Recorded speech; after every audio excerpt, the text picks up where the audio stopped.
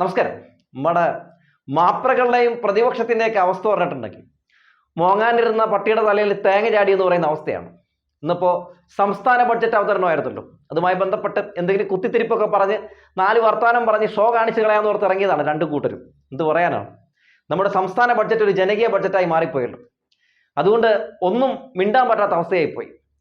സതീശനൊക്കെ ഏതാ സഭയിലിരുന്ന് ഇങ്ങനെ ഇരുന്ന് കാണുകയായിരുന്നു. എന്തൊരവസ്ഥയാണ് നമ്മുടേത്. ഗതികെട്ടവനെന്ന് പറഞ്ഞ് കേട്ടിട്ടേ ഉള്ളൂ. പക്ഷെ സത്യത്തിൽ നമ്മുടെ കാര്യത്തിൽ കറക്റ്റാണ് എന്ന രീതിയിലാണ് സതീശനൊക്കെ ഇത് നോക്കിയിരുന്ന് കണ്ടത്. നമ്മുടെ കേരളത്തിലെ എല്ലാ ജനങ്ങൾക്കും എല്ലാ രീതിയിലും ഗുണപരമാകുന്ന, നമ്മുടെ കേരളത്തിന് വികസനത്തിന് ഒരുപാട് ഉപകാരപ്രദമാകുന്ന രീതിയിലുള്ള ഒരു ജനകീയ ബഡ്ജറ്റ് തന്നെയാണ് ധനമന്ത്രി KN ബാലഗോപാൽ ഇന്ന് സഭയിൽ അവതരിപ്പിച്ചത്. അതുകൊണ്ട് പ്രത്യേകിച്ച് കുത്തിത്തിരിപ്പുണ്ടാക്കാനുള്ള ഒരു സ്കോപ്പ് ഇല്ലാത്തതുകൊണ്ട് സതീശൻ സഭയിലൊന്നും അലങ്കോലപ്പെടുത്താൻ നിന്നില്ല. നൈസായിട്ട് അത് കഴിഞ്ഞപ്പോൾ നേരെ ഓടി മാപ്രകളുടെ മുമ്പിലേക്ക് ചെല്ലുകയാണ്. പിന്നെ അവിടെ നിന്ന് ഒന്നൊന്നര കുത്തിത്തിരിപ്പാണ്. ഡെവലപ്മെന്റിന് വേണ്ടി പറഞ്ഞു 35 കോടി രൂപയ്ക്ക് ഒരു പാലം പണിയാൻ പറ്റും, ഒരു നല്ല പാലം പണിയാൻ പറ്റും.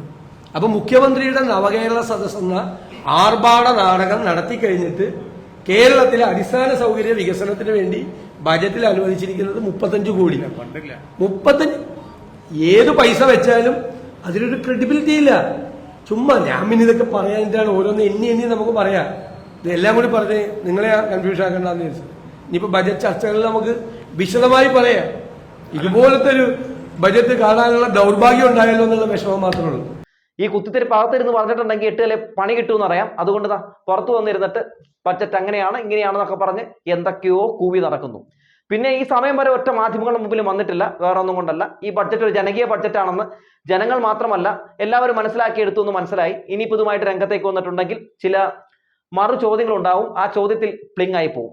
ഉമ്മൻചാണ്ടി സർക്കാരിന്റെ ഒക്കെ കാലത്ത് അവതരിപ്പിക്കുന്ന രീതിയിലുള്ള ബഡ്ജറ്റ് അല്ല എന്നൊക്കെ പൊതുവെ ഇവിടെ വലിയ രീതിയിലുള്ള പല സംസാരങ്ങളൊക്കെ ഉയർന്നു വരുന്നുണ്ട്. അതുകൊണ്ട് പിണറായി വിജയന്റെ കാലഘട്ടത്തിൽ, പിണറായി വിജയൻ ഭരിക്കുന്ന ഈ കാലഘട്ടത്തിൽ അവതരിപ്പിക്കപ്പെടുന്ന ബഡ്ജറ്റുകൾ അത് ഏറെ ജനകീയമായ ബഡ്ജറ്റാണ്, വികസനം മുന്നിൽ കണ്ടുകൊണ്ടുള്ള ബഡ്ജറ്റാണ്, എല്ലാതരം ആളുകളുടെ കയ്യിലേക്കും എല്ലാതരം ആളുകളുടെ ഇടയിലേക്കും ഇറങ്ങിച്ചെല്ലുന്ന ബഡ്ജറ്റാണ് എന്ന രീതിയിലുള്ള വലിയ രീതിയിലുള്ള പ്രതികരണങ്ങൾ ഉയർന്നു വരുമ്പോൾ സതീശൻ ഇങ്ങനെ ഇരിക്കുന്നതാണ് ബെസ്റ്റ്.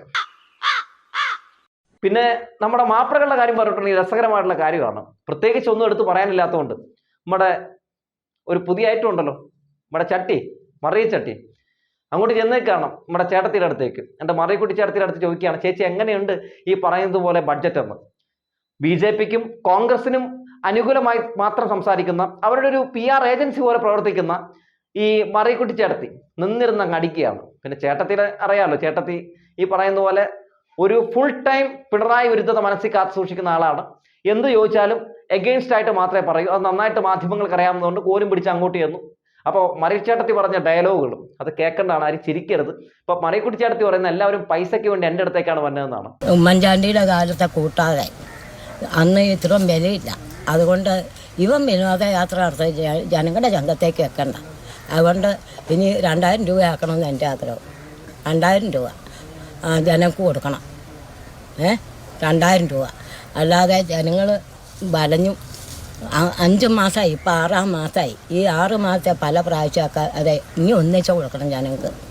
ജനങ്ങൾ കഷ്ടപ്പെട്ടു, കടവും വിലയും മരുന്ന് മേടിക്കാനും നിവൃത്തിയില്ല. ആൾക്കാർ എൻ്റെ അടുത്ത് വരുക കഷ്ടപ്പാട് പറഞ്ഞുകൊണ്ട്, ഞാൻ എവിടെ നിന്ന് കൊടുക്കാനാ? മറിയക്കുട്ടി ചേട്ടത്തി പറയണ കേട്ടോ, 2000 രൂപയെങ്കിലും എല്ലാവർക്കും വെച്ച് കൊടുക്കണം. മാത്രമല്ല മറിയക്കുട്ടി ചേട്ടത്തിയുടെ അടുത്താണ് അത്ര ഇപ്പം എല്ലാ ആൾക്കാരും വരുന്നത്. മറിയക്കുട്ടി ചേട്ടത്തിയാണല്ലോ ഇവിടുത്തെ സർക്കാരും, മറിയക്കുട്ടി ചേട്ടത്തിയാണല്ലോ ഇവിടുത്തെ കോടതിയൊക്കെ.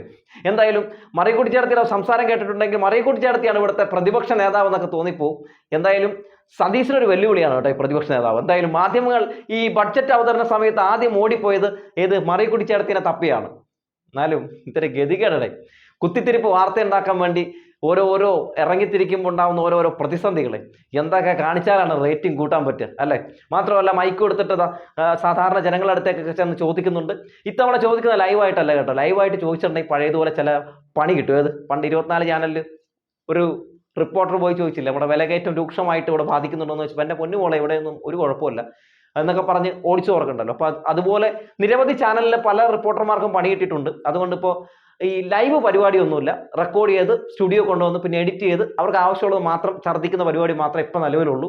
അതുകൊണ്ട് ഈ കൊണ്ടുവന്ന സാധനങ്ങളൊക്കെ ഇട്ട് ഇപ്പോൾ തൽക്കാലത്തേക്കുള്ള അവരുടെ ഈ ചൊറിച്ചൽ മാറ്റിക്കൊണ്ടിരിക്കുകയാണ്. എന്തായാലും ഈ സംസ്ഥാന ബഡ്ജറ്റ് 2024 ഒരു ജനകീയ ബഡ്ജറ്റാണെന്ന ജനവികാരമാണ് ഒരു ഭൂരിപക്ഷത്തിന്റെ ഇടയിൽ നിന്ന് ഉയർന്നു വരുന്നത്. ആ ഭൂരിപക്ഷത്തിന്റെ ഇടയിൽ നിന്ന് ഉയർന്നു വരുന്ന ആ വികാരമാണ് യഥാർത്ഥ റിസൾട്ട് എന്ന് പറയുന്നത്.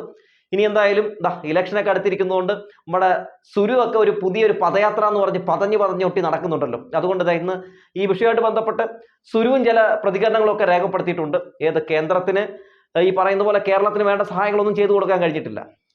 ഈ കേരളത്തിന് കിട്ടാനുള്ള പല ഫണ്ടും ഈ പറയുന്ന പോലെ കേന്ദ്രം അങ്ങനെ പിടിച്ചു വെച്ചിരിക്കുകയാണ്. എന്നിട്ട് വലിയ ഗീർവാണം അടിക്കുകയാണ് മാധ്യമങ്ങളുടെ മുമ്പിൽ നിന്ന്. കേരള ബഡ്ജറ്റ് പോരാ എന്നാണ് നമ്മുടെ ഉള്ളിയുടെ പ്രധാനപ്പെട്ടിട്ടുള്ള ഒരു പ്രതികരണം എന്ന് പറയുന്നത്. ചീഞ്ഞ് സത്യത്തിൽ ഉള്ളി ഒരു പരിവായി. എന്നാലും ഈ ഏറി കയറാൻ തയ്യാറായി മാധ്യമപ്രവർത്തകരുടെ മുമ്പിൽ നിന്ന് ഇങ്ങനെ തള്ളാൻ കാണിക്കുന്ന ആ ധൈര്യം ഉണ്ടല്ലോ, അതാരും കാണാതെ പോകരുത്. കേരളം കടമെടുത്ത് ദൂർത്തടിക്കുന്നു. രാഷ്ട്രീയ ആരോപണമല്ല. കേരളം കടമെടുത്ത് ദൂർത്തടിക്കുന്നു. കേരളം അധിക പലിശയ്ക്ക് കടമെടുക്കുന്നു. ഗുരുതരമായ ആരോപണങ്ങളാണിത്, തമാശയില്ല. നാഷണൽ ആവറേജിനേക്കാൾ 9% കൂടുതൽ അധിക പലിശയ്ക്ക് കടമെടുക്കുന്നു. ആഭ്യന്തര സാമ്പത്തിക ഏജൻസികളിൽ നിന്ന് കുറഞ്ഞ പലിശയ്ക്ക് കടം എടുക്കാൻ കഴിയുമായിരുന്ന സ്ഥലത്ത് പുറത്തു നിന്നുള്ള സ്ഥാപനങ്ങളിൽ നിന്ന് കൂടുതൽ പലിശയ്ക്ക് കടമെടുക്കുന്നു. അത് ദൂർത്തടിക്കുന്നു. ഇനി ആരാണ് കടമെടുക്കുന്നത്? സ്വന്തമായി വരുമാന മാർഗമില്ലാത്ത കിഫ്ബിയെ പോലുള്ള സ്ഥാപനങ്ങളെ വെച്ച് കടമെടുത്ത് ഉൽപാദനപരമല്ലാത്ത ആവശ്യങ്ങൾക്ക് വേണ്ടിയിട്ട് ചെലവഴിക്കുന്നു. കടമെടുത്താൽ അത് തിരിച്ചടയ്ക്കാൻ ആവശ്യമായിട്ടുള്ള പ്രത്യുൽപാദനപരമായിട്ടുള്ള എന്തെങ്കിലും ചെയ്യണം. വലിയ വാചകമായിരുന്നു കഴിഞ്ഞ കാലങ്ങളിലെ ബജറ്റിൽ പിണറായി വിജയൻ സർക്കാർ കിഫ്ബിയെക്കുറിച്ച് പറഞ്ഞുകൊണ്ടിരുന്നത്. ഈ പ്രാവശ്യം 2 വാചകത്തിൽ ഒതുക്കിയിരിക്കുക. എന്താ കാരണം? കിഫ്ബി ഒരു വൻ തട്ടിപ്പായിരുന്നു എന്നുള്ള ആക്ഷേപം അക്ഷരാർത്ഥത്തിൽ ശരിവെക്കുന്ന നടപടികളാണ് ഉണ്ടായിരിക്കുന്നത്. കിഫ്ബി അധികം പലിശയ്ക്ക് ലോൺ എടുത്ത് ഉൽപാദനപരമല്ലാത്ത കാര്യത്തിന് ചെലവഴിച്ച്, ശമ്പളവും പെൻഷനും കൊടുക്കാനും ചെലവഴിച്ച്, ദൂർത്തടിക്കാൻ ചെലവഴിച്ച്, അത് കാരണം അതിൻ്റെ മുഴുവൻ കടവും ഇത് ബജറ്റിലല്ല, നിയമസഭ അറിയാതെയാണ് ഇങ്ങനെയുള്ള കടമെടുപ്പ് കിഫ്ബിയുടെ ഇടപാടുകൾ നടന്നിരിക്കുന്നത്. അപ്പോൾ ജനങ്ങളോട് മറച്ചു വെച്ചുകൊണ്ട് നിയമസഭയിൽ പെടുത്താതെ ബജറ്റിൽ പെടുത്താതെ കടമെടുത്ത് മിസ്മാനേജ്മെൻറ്റ് ദൂർത്തടിച്ച് ദുർവ്യയം നടത്തിയതിൻ്റെ പേരിലാണ് സംസ്ഥാനം പ്രതിസന്ധിയിലായത്. CNTG റിപ്പോർട്ടിനെ കുറിച്ച് ഒരു അക്ഷരം പറയുന്നില്ല. CNTG റിപ്പോർട്ട് 25,000 കോടി രൂപയോളം കുടിശ്ശിക പിരിഞ്ഞു കിട്ടാനുണ്ട്, വൻകിടക്കാരിൽ നിന്നുണ്ട്. അത് പിരിക്കുന്നില്ല. ഇപ്പം എന്താ പിരിക്കുന്നത്? ഫ്ലാറ്റിൽ താമസിക്കുന്നവർക്ക് ഭൂനികുതി ഏർപ്പെടുത്തുന്നു. ഇതാണ് ഒരു മായാജാല ബജറ്റാണ്. 10-20 സെൻറ്റ് സ്ഥലത്ത് ഒരു ഫ്ലാറ്റ് ഉണ്ടാക്കി അതിലൊരു 25 വീടുണ്ടെങ്കിൽ 25 വീടുകാരോടും 20 സെൻറ്റിൻ്റെ ടാക്സ് വാങ്ങിക്കുമോ? എന്താ എനിക്ക് ഞങ്ങൾക്ക് മനസ്സിലാവുന്നില്ല. എങ്ങനെയാണ് ഈ ഫ്ലാറ്റിൽ താമസിക്കുന്നവരോട് ഭൂനികുതി ഈടാക്കുന്നത്? ജനങ്ങളെ എങ്ങനെ കൊള്ളയടിക്കാം എന്നാണ് സർക്കാർ നോക്കുന്നത്.